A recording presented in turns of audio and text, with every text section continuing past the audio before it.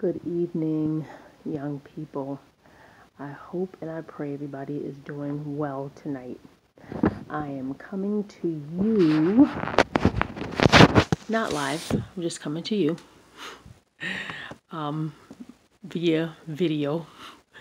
I wanted to continue the topic on recognizing abuse.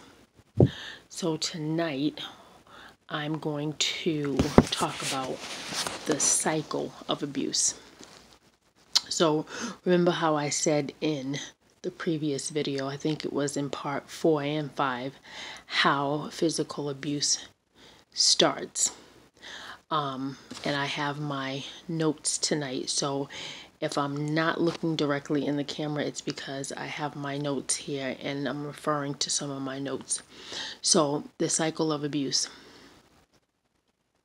I talked a little bit about how the abuser wants to have control, right? The power of control. And in physical abuse, he or she is not going to start by punching you in the eye, like I said, punching you in the nose or whatever. It starts with that you're no good, or they threaten to leave you, or, something crazy like that.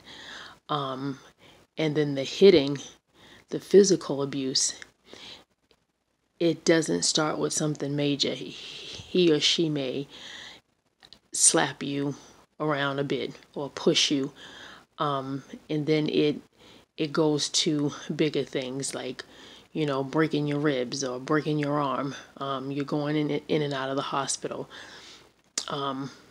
So tonight I want to talk about that cycle.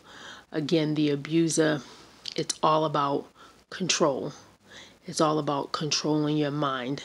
Because once a person has your mind, once they've convinced you that, you'll never find anybody else, or convince you that, he's the only person or she's the only person that, that will want you, it makes it harder for you to leave the relationship, because again, it's about that control that they want, right?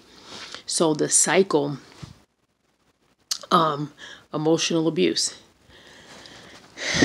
it starts with that, putting you down, making you feel bad about yourself, calling you names. He or she tries to intimidate you, humiliating you, making you feel guilty. A lot of reverse psychology stuff. And when they do hit you, or when they verbally abuse you, they will apologize. Oh, I'm sorry, I didn't mean it. I love you. May give you a gift, give you some roses, take you out to dinner. But that cycle continues again, and it goes back to that, the hitting, the verbal abuse.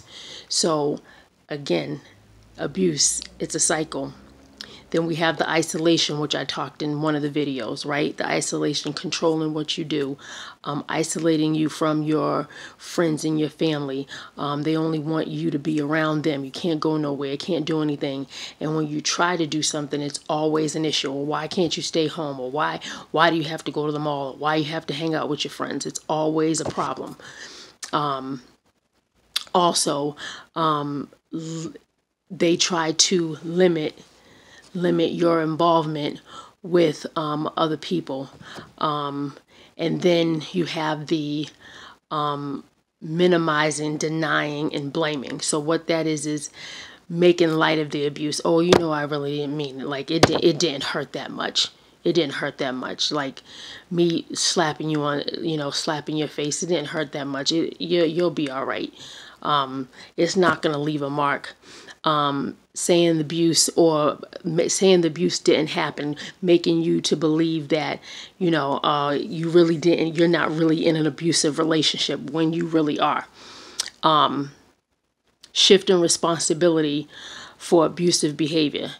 And then they can blame you like it's your fault. They never take responsibility for their behavior. So I'm going to leave it there. I'm going to continue tomorrow on this, the cycle of abuse.